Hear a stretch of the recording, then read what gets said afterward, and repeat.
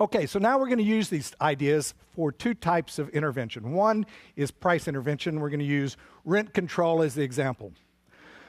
What I want to show here, kind of as an overview, is the reasons that economists are generally against any form of price control.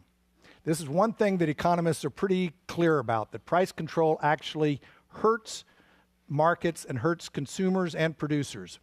It's not a good idea.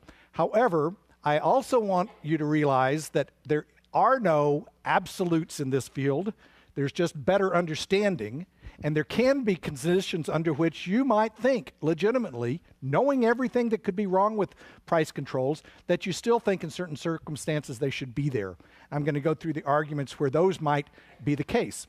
Okay? So I'm going to start with the standard argument against price control.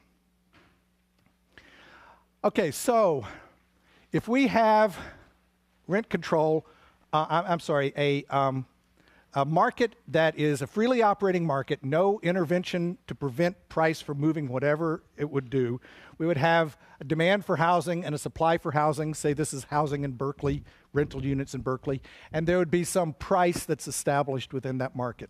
Okay?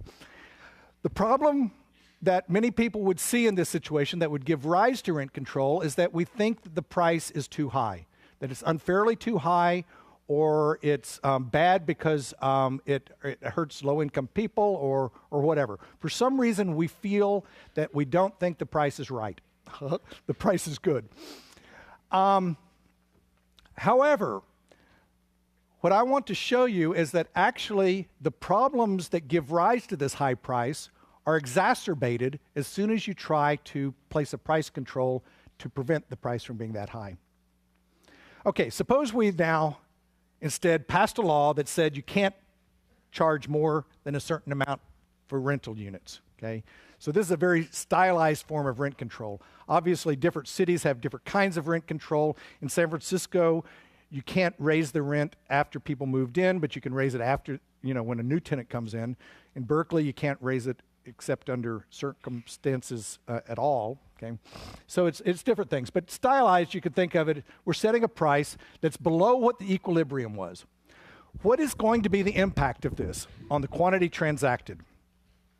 Recall that you always have to have two parties to make a transaction, and so the quantity transacted is actually going to go down. This is the main reason to feel that rent control is actually not a good idea. The problem that generally gives rise to rent control is there's not enough units available for the number of people who want to buy them, and so the price gets astronomical. But what happens as soon as you apply rent control is you make that problem even worse. You reduce the number of units that are available on the market.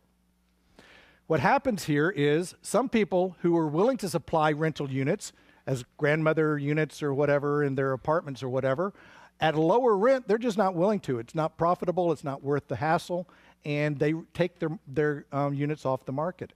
And so you have actually fewer markets, fewer units available to this mass of people that want to have them.